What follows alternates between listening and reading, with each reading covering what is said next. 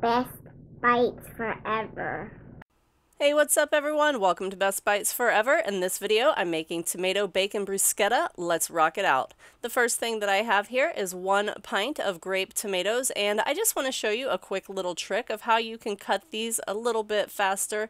Instead of just doing one at a time, you can place them on your cutting board, and then you're just going to put your hand on top and very, very carefully push your knife through the center of the tomatoes. That's going to give you nice little half slices. Do be very, very careful when you are doing this not to fillet your hand, because that would not be a good situation. It's also easier if the tomatoes are kind of close in size. I have these all cut up and am ready to move on to my bacon. Here I have a 1/4 pound of Applewood smoked thick cut bacon, which is an absolutely delicious bacon. I highly recommend using a good bacon for this recipe. I did have it in the freezer for about an hour, and that is just going to make it a lot easier to cut. When it is like, kind of warmer, like refrigerator temperature, it's kind of squiggly and a little bit more difficult to handle. I'm adding this into my hot pan, which has somewhere between 1 and 2 tablespoons of olive oil in it. I'm going to saute it around on medium heat until it is nice and crispy like so, and then I'm going to use a slotted spoon to remove it from the pan.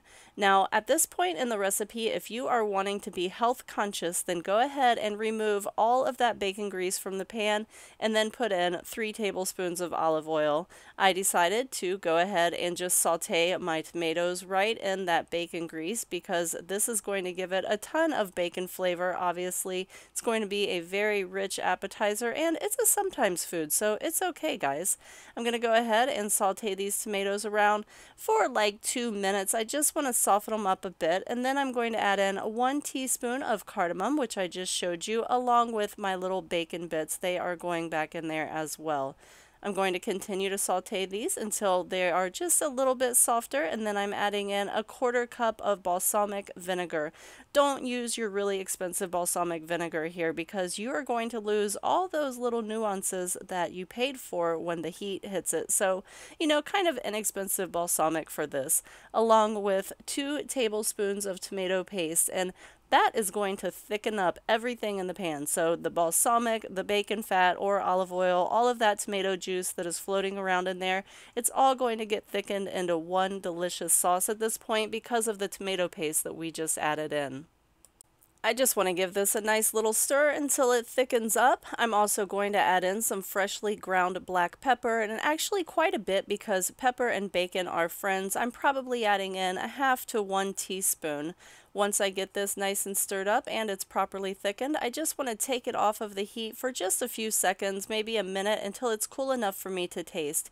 And what we're tasting for is the acidity. So if it seems very acidic, then you want to add some sugar to balance out the acidity. In my case, I'm going to add 1 tablespoon of light brown sugar into the mix.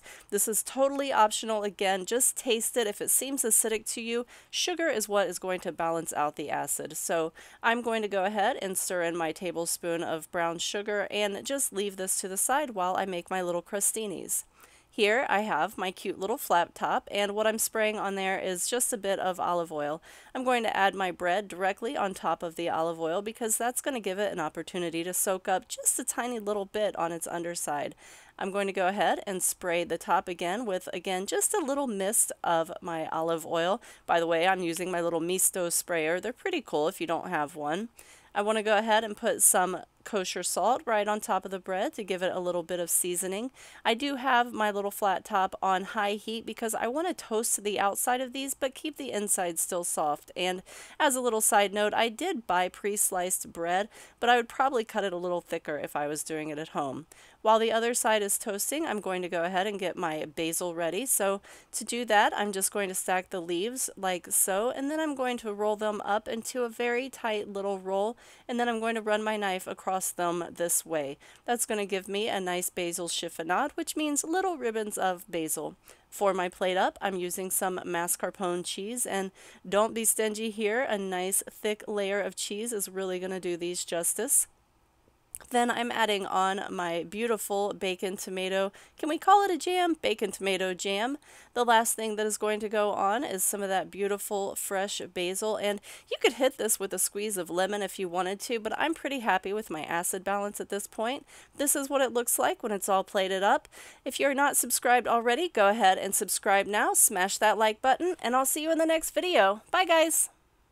bestbitesforever.com